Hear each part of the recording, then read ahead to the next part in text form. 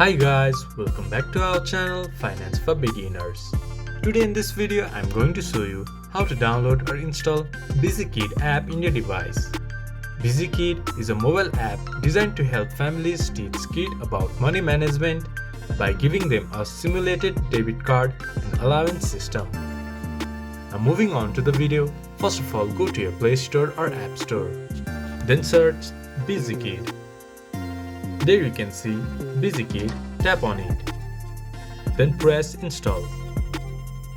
It might take a while to install the app depending upon your internet speed. Once the app has been installed, open BusyKid app for valuable resources for parents who want to teach their children valuable money management skill. This much for today's video. If you guys find our video helpful, please leave a like and comment. And do not forget to subscribe our channel and hit the bell icon. I'll see you guys again in our next video. Thank you for watching.